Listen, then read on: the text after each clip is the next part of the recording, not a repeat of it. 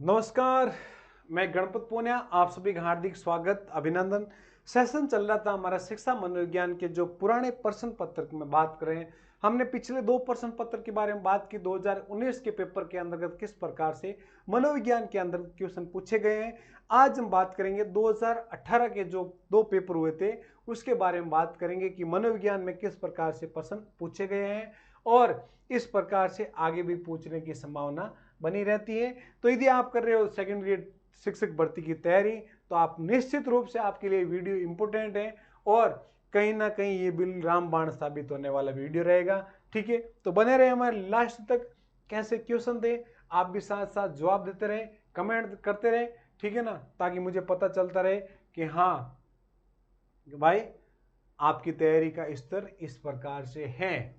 ठीक है, तो शुरू करते हैं। हमारे 2018 का पहला क्वेश्चन आपके सामने है। ये लो भाई आपके सामने। सम्मान प्रतिष्ठा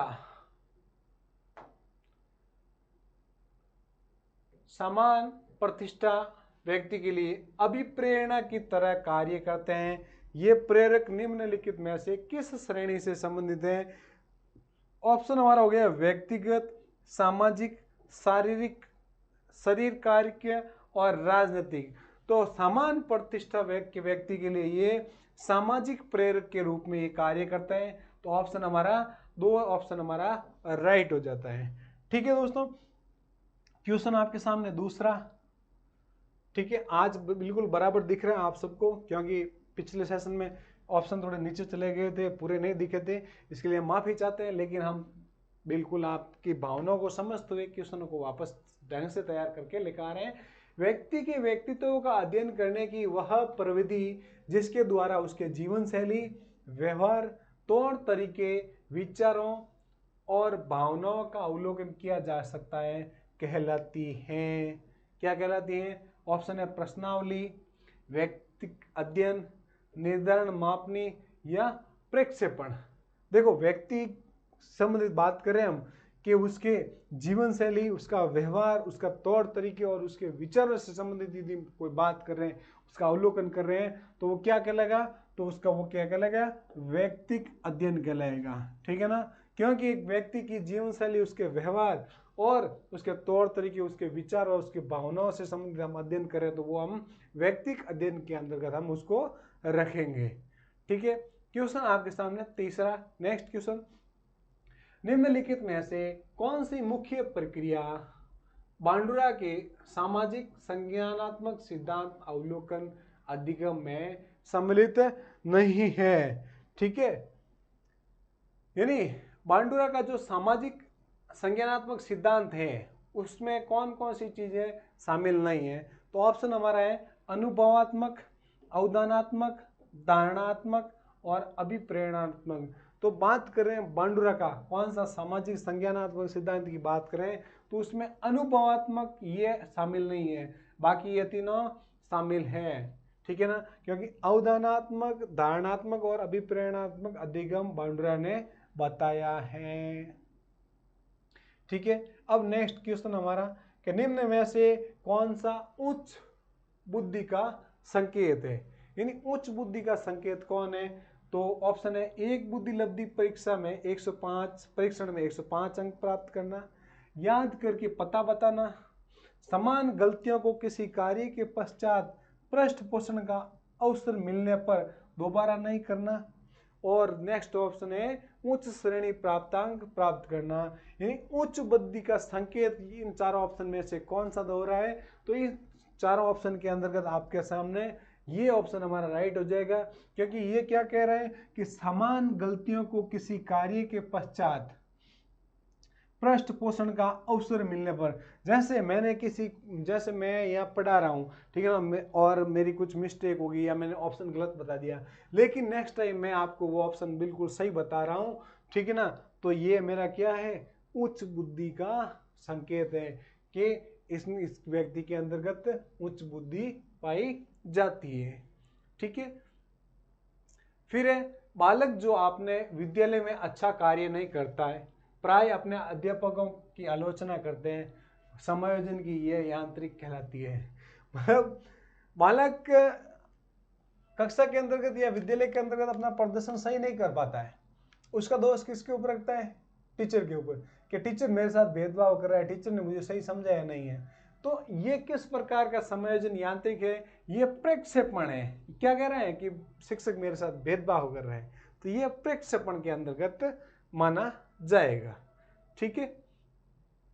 फिर है एच शेल्डन ने सभी मनुष्यों के शारीरिक आयामों को गोलकाय, मध्यकाय और लंबकाय श्रेणियों में विभाजित किया है। व्यक्तित्व का यह सिद्धांत क्या कहलाता है? यानी शेल्डन नामक एक मनोवैज्ञानिक ने व्यक्तित्व का वर्गीकरण किया है, जिसमें इनमें 3 प्रकार के वर्गीकरण दिए थे।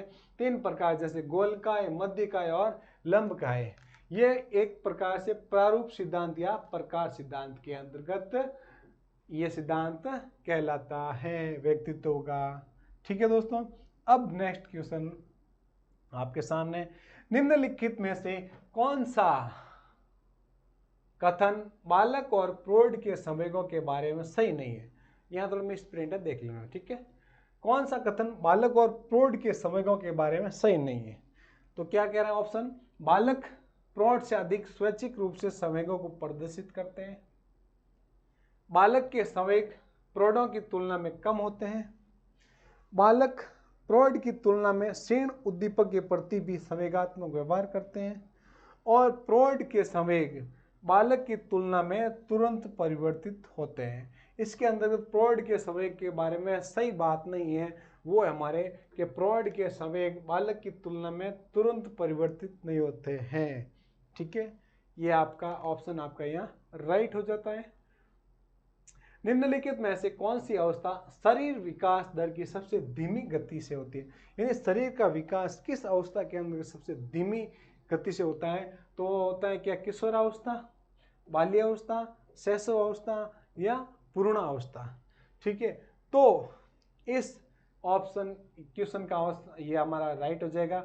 बाल्यावस्था के अंतर्गत शरीर विकास की दर सबसे धीमी चलती है। ठीक है।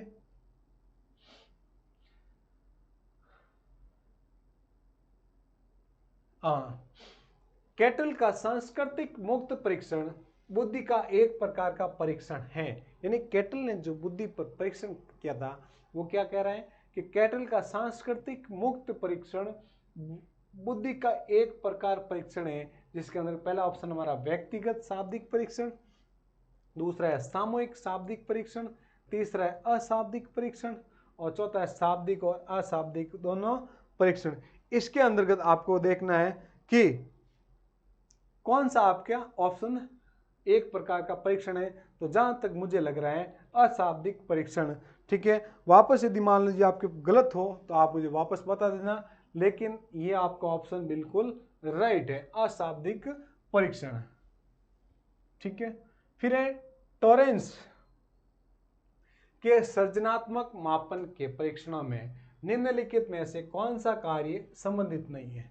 यानी जो टॉरेंस का सृजनात्मक मापन दिया था इन्होंने, इनके अंदर कौन सा कार्य इनसे संबंधित नहीं है? तो सामान्य वस्तुओं का असामान्य उपयोग, ये टॉरेंस के अंतर्गत दे रखा है। एक लंबी कविता को याद करना, ये नहीं दे रखा है। चित्र निर्माण करना, ये भी दे रखा है। और पूछो और अनुमान लगाओ, ये भी दे रखा है।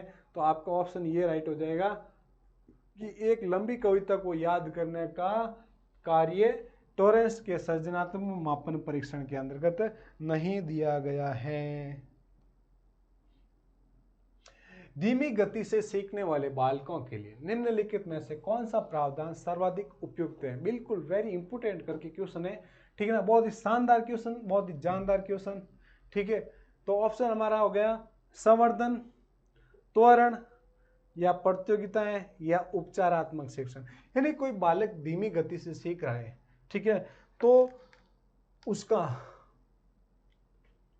किस प्रकार से प्रावधान, उसका मतलब उसको आप किस प्रकार से आपको सिखाने की कोशिश करोगे? तो सबसे हमारा ऑप्शन राइट है, उपचारात्मक शिक्षण के माध्यम से उसको सिखाने का प्रयास किया जाएगा। ठीक है।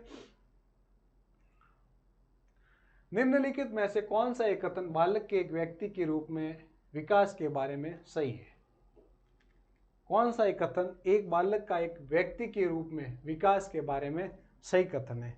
ठीक है, तो विकास आनुवंशिकी का परिणाम है, विकास एक यादृच्छिक प्रारूप द्वारा होता है, विकास एक संचयी प्रक्रिया है, या विकास के विभिन्न पक्ष पृथक होते हैं। ठीक है, तो कौन सा आपका इसमें हो जाएगा? तो इसके अंतर्गत आपका ये ऑप्शन, तीसरा ऑप्शन आपका यहाँ राइट हो जाएगा कि विकास एक संचयी प्रक्रिया है। ठीक है ना, आनुवंशिक परिणाम नहीं है, यादृच्छिक प्रारूप द्वारा नहीं होता है, ये विकास एक संचयी प्रक्रिया होती है। ठीक है, एक अध्यापक के लिए शिक्षा मनोविज्ञान का शैक्षिक निहितार्थ है। एक अध्यापक के लिए शिक्षा मनोविज्ञान का शैक्षिक निहितार्थ है कि बालकों और विद्यार्थियों को समझना, विज्ञान के नियमों का कक्षा में अनुप्रयोग करना, विद्यालय की समस्याओं को प्रभावी तरीके से समाधान करना, या विश्व के बारे में स्वयं को गलत संप्रदाय को सुधारना। तो यदि एक अच्छे शिक्षक के लिए शिक्षा मनोविज्ञान क्या कह रहे हैं कि उनका बालकों और विद्यार्थियों को समझना अत्यंत महत्वपूर्ण है, तभी वो सही ढंग से अध्ययन करवा पाएगा। ठीक है दोस्तों, एक कक्षा में विद्यार्थी समूह के एक परियोजना पर मिलकर कार्य करता है। यानी एक कक्षा में विद्यार्थी समूह में एक परियोजना पर कार्य करते हैं। ये एक उदाहरण क्या कहलाता है? अनुदेशात्मक उपगम का, या व्यवहारात्मक उपगम का, या सामाजिक निर्मितवादी उपगम का, या सूचना प्रसाधन उपगम का। यानी समूह की बात कर रहे हैं हम, तो समूह की बात करें तो समूह कहाँ पर होता है? सामाजिक निर्मितवादी उपगम के अंतर्गत पाया जाता है। ठीक है, नेक्स्ट क्वेश्चन आपके सामने कि रोहन बाहुबली की नवीनतम चित्रकथा की पुस्तक पढ़ रहा है क्योंकि वह यह देखने के लिए इंतजार नहीं कर सकता कि बाहुबली और उसके परिवार के साथ क्या घटित हुआ। यह सर्वोच्च उदाहरण है। इसके अंतर्गत आपको ऑप्शन देखने को मिलेगा, कौन सा? कि केवल आंतरिक अभिप्रेरणा का, केवल बाह्य अभिप्रेरणा का, या आंतरिक और बाह्य दोनों प्रकार की अभिप्रेरणा, ना तो आंतरिक है ना ही बाह्य अभिप्रेरणा। तो इसके अंतर्गत उसका आंतरिक अभिप्रेरणा है कि उसके साथ क्या घटित हुआ है। ठीक है, इसलिए वो पुस्तक को जल्दी जल्दी पढ़ रहा है। अब बुद्धि के त्रितंत्रीय ने ट्राइआर्किक बुद्धि के त्रितंत्रीय सिद्धांत के अनुसार बुद्धि विश्लेषण, सृजनशील और व्यवहारिक रूप के अंतर्गत आती है। बुद्धि के इस सिद्धांत का विकास किया है, यानी किसने इस त्रितंत्रीय बुद्धि का? तो मेरे हिसाब से रॉबर्ट जे स्टेनबर्ग ने इस सिद्धांत का विकास किया है। ठीक है ना, देख लेना आप वापस, कंफ्यूजन हो तो।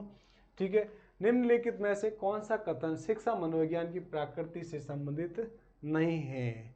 ठीक है, तो यदि शिक्षा संबंधी बात करें,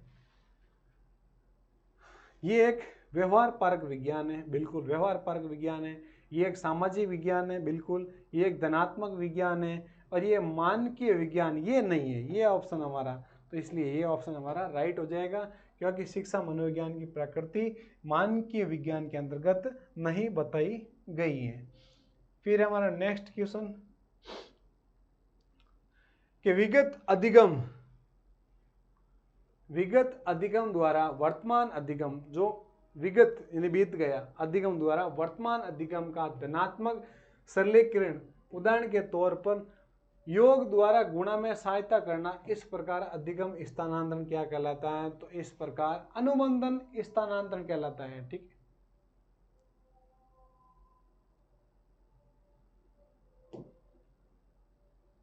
ठीक है, नेक्स्ट हमारा क्वेश्चन है कि बालकों के आत्म संप्रदाय विकास के लिए निम्नलिखित में से कौन सा तरीका उपयुक्त नहीं है? ठीक है, तो समस्याओं से बचने के लिए सलाह देना, बालकों के निर्माण लेने की स्वतंत्रता देना, व्यवहार के लिए स्पष्ट सांदर्भिक पथ स्थापित करना, या बिना शर्त के स्वीकृति और प्रेम का परीक्षण करना। तो इसके अंतर्गत सबसे पहला ऑप्शन हमारा राइट हो जाएगा, समस्याओं से बचने के लिए बालकों को सलाह देना। ठीक है दोस्तों, तो इस प्रकार से जो 2018 के अंतर्गत जो फर्स्ट पारी के अंतर्गत जो पेपर हुआ था, उस पेपर पर हमने पूरे जो शिक्षा मनोविज्ञान के प्रश्न थे उस पर हमने विस्तार पूर्वक चर्चा की है। इस क्वेश्चनों को आप वापस रिपीट जरूर करना, ताकि कहीं ना कहीं ये क्वेश्चन रिपीट भी हो सकते हैं, ठीक है ना। और इस तरह से क्वेश्चन बन रहे हैं ये भी आपको पता चल जाएगा कि एग्जाम में किस टॉपिक से किस प्रकार से क्वेश्चन पूछे जा रहे हैं। प्रश्न यदि आपको अच्छा लगे तो लाइक, शेयर और सब्सक्राइब जरूर करें, ठीक है। बहुत बहुत धन्यवाद।